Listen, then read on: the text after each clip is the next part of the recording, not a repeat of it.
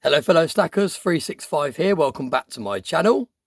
So I want to start by saying I hope everyone had a very nice Valentine's Day yesterday. I know I've definitely got a very sore head. I ended up having a few more whiskies after filming yesterday's video, and then we got an M&S meal deal in, very romantic. Obviously it's a little bit more difficult now we have children to be able to go out and have meals. So we had a nice M&S meal deal, and that actually came with a bottle of Prosecco. Now I'd already had probably 4 or 5 whiskies at this point, plus 3 or 4 glasses of Prosecco, and I've woken up with quite a bad headache today. I've just got back from a dog walk.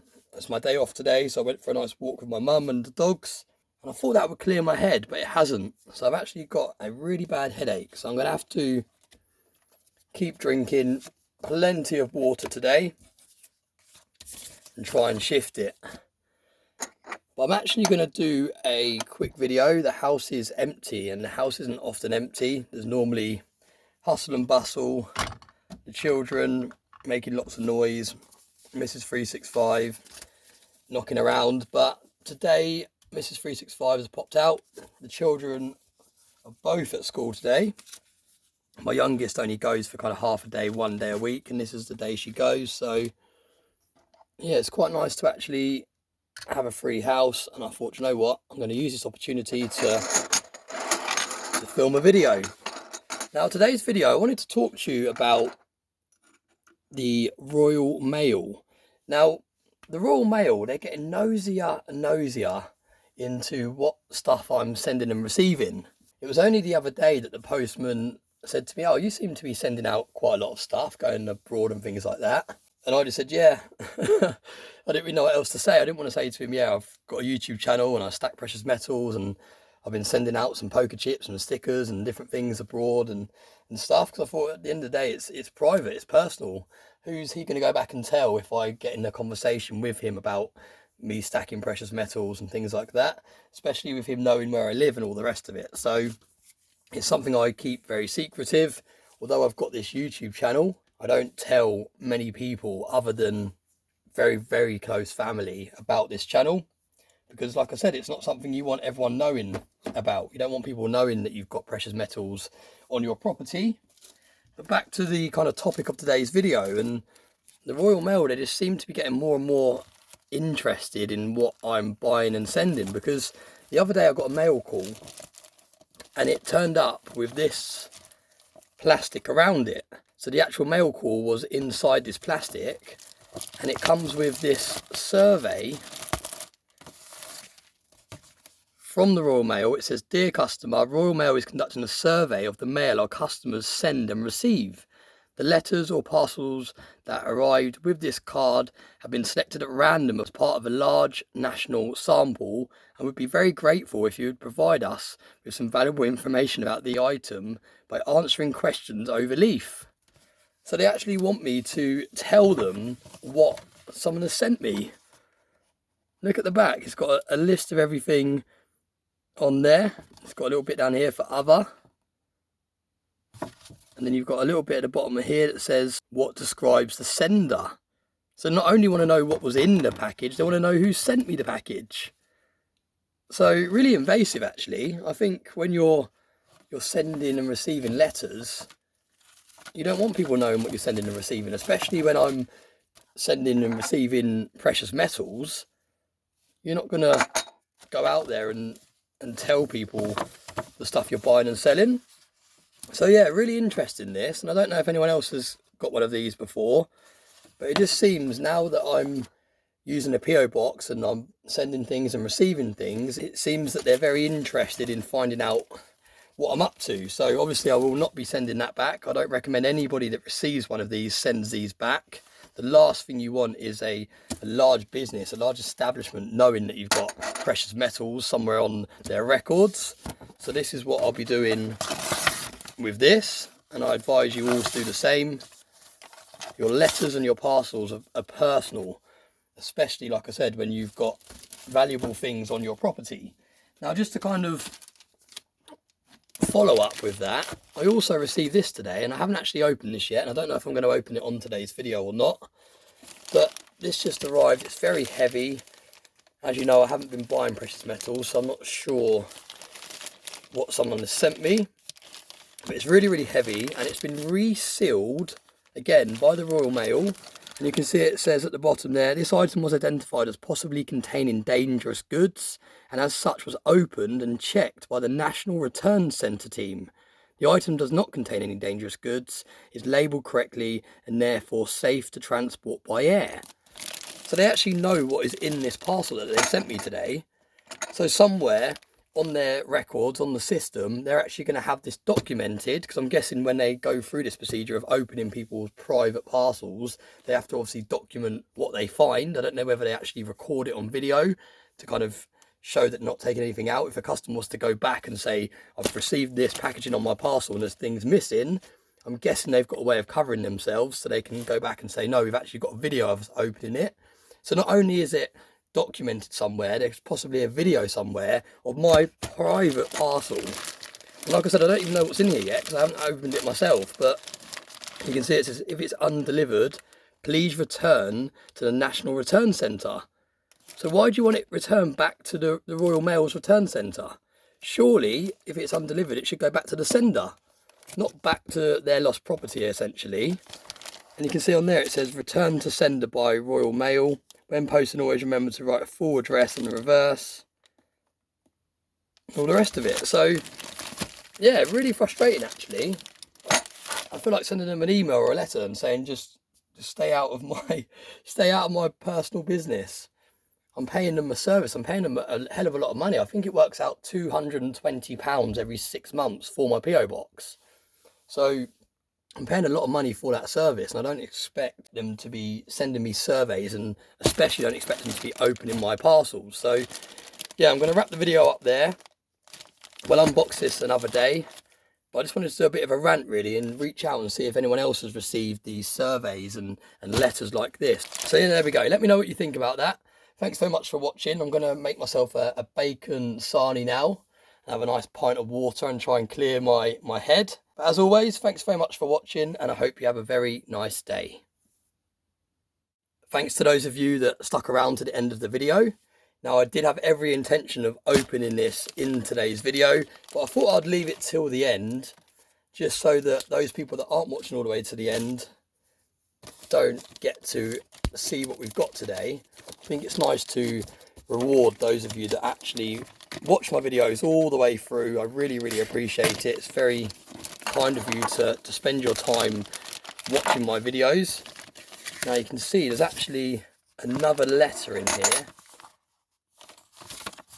from the Royal Mail. Dangerous Goods Support Team. Dear Sir / Madam, Royal Mail security screening undeclared dangerous goods. We're sorry this parcel has been opened and repackaged. We've actually got another letter in here as well, look. Royal Mail takes safety and well-being of customers, employees and general public seriously, and we have controls in place to stop items entering our network which, among other things, are potentially dangerous and harmful. So that's the route they're going down for being able to justify opening my parcel. Sounds like they're doing it for my own good. To me, it feels like they're being a little bit nosy, but I don't know. Let's have a look what we've got in here.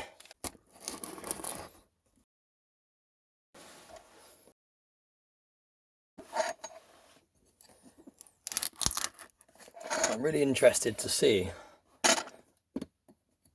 Obviously the Royal Mail have already done their unboxing video.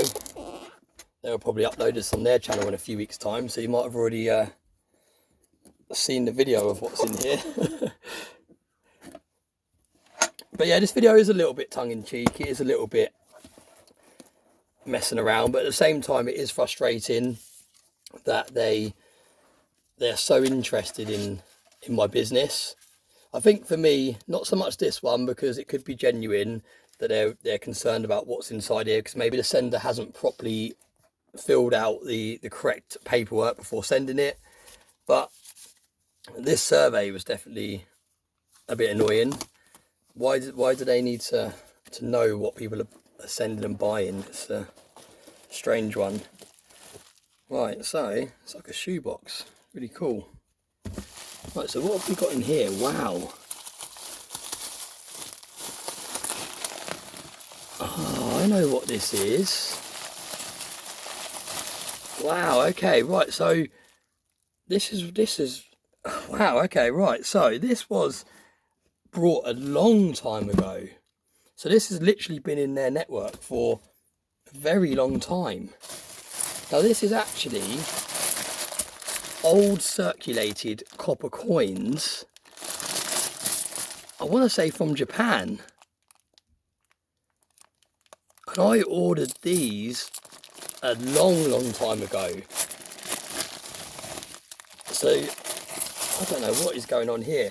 So I ordered these a long time ago now. I don't even know the date. I'll have to try and look back on my eBay and work it out. But it was many months ago I ordered these. And this was to add to my copper stack. I've actually already got some of these somewhere. And I can't remember exactly how much copper they contain. They might be 100% copper.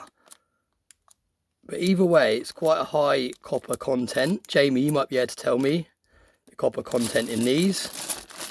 And I ordered them as a way of stacking copper closer to the kind of spot price of copper. And they never turned up. And I went back to the sender and I said to him they hadn't turned up, and he didn't have proof of postage, but he said he was going to chase it up for me and find out what's going on. And this was months ago now, so I got refunded for these. So I'm going to have to reach out to the sender of these and actually work out how I'm going to pay him for these. Although he might have been reimbursed by the Royal Mail already, so I'll have to find out the situation. But yeah, these never turned up. I went back, opened the dispute, and he said he's not sure what's going on. He hasn't got tracking for it or anything, so he actually refunded me. So yeah, it was a genuine seller, and it appears that the Royal Mail has been holding on to these for months and months now. So like I said, these are actually circulated coins. Like I said, I believe they're from Japan. I can't remember now. I did research on them a while back, and like I said, I have actually got some of these somewhere already that I brought a long time ago. And I just wanted to get a larger batch of them as a way of bringing down my average, if you like, on my copper stack. So yeah, I will do a separate video in the future going through more detail. It's an unexpected unboxing today, because I really didn't know what to expect. But this is definitely a way of picking up copper for a lot closer to its kind of spot price. When you're buying these premium pieces, although they're absolutely gorgeous and a lot of time and effort goes into them, that's why you pay the premium on them, you're never going to get pieces like this anywhere near the spot price of copper.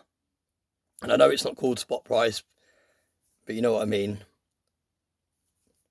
You're not going to be able to buy this as close as to the raw material as you would like. Whereas when you're buying old circulated currency that contains copper, that in my opinion is the best way to get it closer to that spot price. Now it's really interesting because some of these have got reeded edges and some of them have got smooth edges, so that's interesting as well.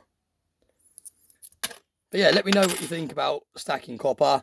I know, like we've spoken about before, doesn't interest certain people, but for me it's part of my portfolio. I like to have quite a nice stack of copper, just because I personally think it is going to continue to rise quite nicely over the next few years.